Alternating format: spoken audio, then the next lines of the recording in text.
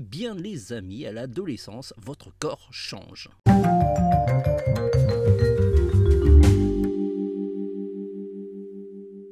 Hello les amis, j'espère que vous allez bien. Nous revoilà pour une critique, pas vraiment ciné mais plutôt streaming, autour du film Alerte Rouge. Le film à la base était prévu pour une sortie ciné, mais il se trouve que vous voyez les difficultés de la crise sanitaire, c'est un petit peu incertain, hein. Un jour ça va bien, un jour ça va moins bien. Disney a décidé de le balancer directement sur Disney+. C'est dommage parce que le film aurait mérité une sortie en salle. D'ailleurs, on a eu la chance de voir le film au cinéma en projection presse. Et en plus de cela, on a eu la chance de rencontrer la réalisatrice et la productrice. Je vous mets en lien la vidéo de cette séance de questions-réponses en commentaire. Et on va se lancer maintenant dans la critique de ce film avec le minimum de spoilers possible. Alors, côté pitch, l'histoire se déroule dans les années 2000. Mayline vit au Canada, à Toronto, il me semble exactement, et elle est d'origine asiatique. C'est une jeune fille ordinaire avec les préoccupations de son âge, sauf que, à l'adolescence, les membres de sa famille féminine ont une sorte de bénédiction qui devient une sorte de malédiction de nos jours. En effet, dès lors qu'elle est un petit peu submergée par les émotions, elle se transforme en panda roux géant. Autant dans les Avengers, lorsque tu te transformes en Hulk, ça peut être pratique pour battre les méchants, autant quand tu es adolescente dans une vie normale, ce n'est pas hyper pratique. Ceci étant dit, ce pouvoir aurait pu être géré de manière zen, mais il se trouve que la maman de Mayline a tendance à mettre un petit peu la pression sur son enfant. Et ça n'aide pas. Comme à chaque fois qu'on va parler de films d'animation en 3D, on va parler de technique en premier.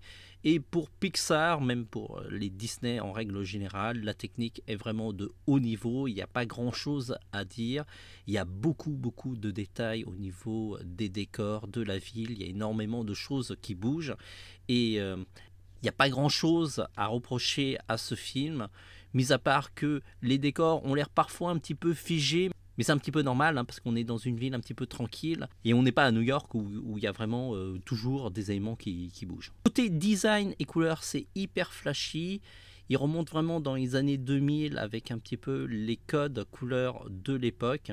C'est sans doute une vision idéalisée de l'adolescence vis-à-vis de la réalisatrice parce qu'en fait elle a utilisé les éléments de son enfance pour faire ce film. C'est un film quand même assez personnel. Notons aussi que le film a été fait essentiellement avec une équipe féminine et c'est pourquoi il y a un ton qui est vraiment différent des autres films Pixar. Il y a vraiment une touche féminine qui est vraiment marquée. Ça ne gênera pas le public masculin parce que moi-même je suis un garçon et donc tous les éléments sur lesquels parle le film m'a plutôt bien parlé et ça n'a pas été rédhibitoire d'être un garçon. C'est vraiment un film qui touchera tous les publics et surtout tous les âges. Vous avez le point de vue des adolescents qui est vraiment intéressant, mais aussi le point de vue des parents. Et ça, c'est un truc fort des Disney et des Pixar, c'est qu'ils arrivent à toucher une large gamme de publics. L'histoire du film se concentre essentiellement sur les problèmes d'adolescence et la relation qu'ont les adolescents avec leurs parents. D'autant plus quand les parents sont hyper envahissants. Alors, je suis d'origine asiatique et il faut dire que mes parents sont plutôt envahissants comme le film, du coup ça m'a énormément parlé. Mais quand j'en ai parlé autour de moi après le film, a priori, lorsque vous avez des parents qui sont un petit peu stricts et qui vous surveillent un peu, c'est à peu près le même problème. Donc il n'y a pas besoin d'être asiatique pour comprendre les problématiques de Mayline. Et bien sûr, quand on parle d'adolescence, on parle aussi d'amitié et de l'école. Même si ce n'est pas hyper évoqué dans les différents trailers de Alerte Rouge, la partie amitié est vraiment importante dans ce film. Alerte Rouge, c'est vraiment une réussite. C'est très drôle, c'est aussi très touchant, sur lequel on aborde les thèmes de l'adolescence avec de la légèreté, mais aussi beaucoup de finesse.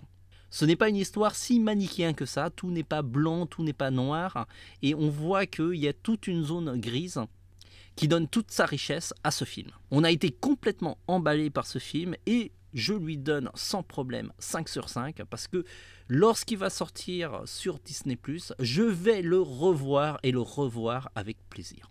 Franchement, il faut s'abonner à Disney+, parce que c'est un joli cadeau d'avoir ce long métrage de qualité disponible sur la plateforme sans avoir à payer un supplément en plus. Au moment où je publie cette vidéo, le film va sortir demain. Foncez le voir et n'hésitez pas à revenir sur cette vidéo pour nous dire ce que vous en avez pensé.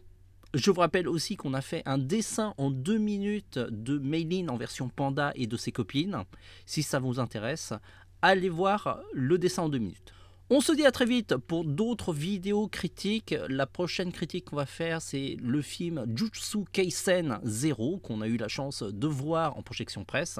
Il est aussi très bien. Il sort la semaine prochaine et ça, on publiera une critique un peu plus tard. En attendant, Alerte Rouge va sortir avant, donc profitez-en et allez voir ce super film. Ciao les amis!